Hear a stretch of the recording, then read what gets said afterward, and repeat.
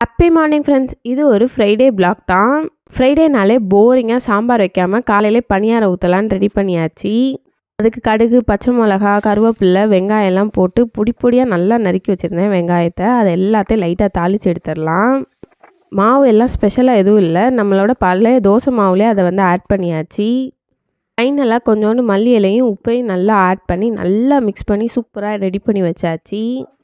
Next நம்ம கொஞ்சோண்டு எண்ணெய் ஊற்றி நம்மளும் இன்றைக்கி பணியாரம் சுட்டு பார்க்கலாம், நான்ஸ்டிக் இதானன்னு ட்ரை பண்ணால் அது மோசமாக கொடுமைப்படுத்திடுச்சு. ரொம்ப ஒட்டி ஒட்டி ரொம்ப கேவலமாக வந்துருச்சு, எடுக்கவே முடியலை.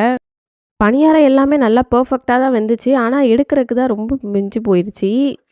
நெக்ஸ்ட்டு கடையில் வாங்குற மாதிரியே பணியாரம் நல்லா எண்ணெயில் முங்கி முங்கி குளிக்கிற அளவு நிறைய ஆயில் ஆட் பண்ணி சுட்டு எடுத்தாச்சு. செம்மையாக ஃப்ரையாக கிறிஸ்பியாக இருந்துச்சு.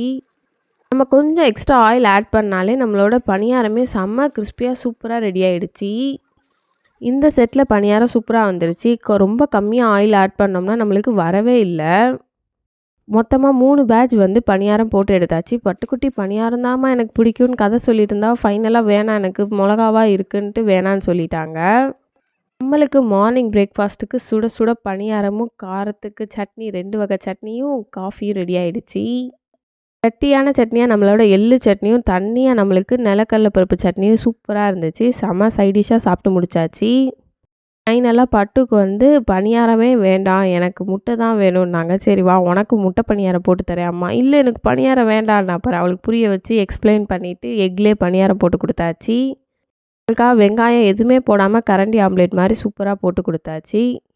பாப்பாக்குன்றனால நம்ம நெய்யிலே போட்டது செம்ம ஃப்ளேவரிங்காக வீடே செம்மையாக வாசம் வந்துச்சு. நம்ம தை வெள்ளி சாப்பிடக்கூடாதுன்றனால நாங்கள் யாரும் சாப்பிடவே இல்லை.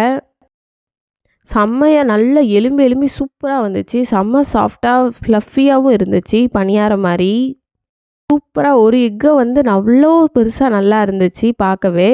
செம்ம ஃபில்லிங்காகவும் இருந்துச்சு பாப்பாவுக்கு.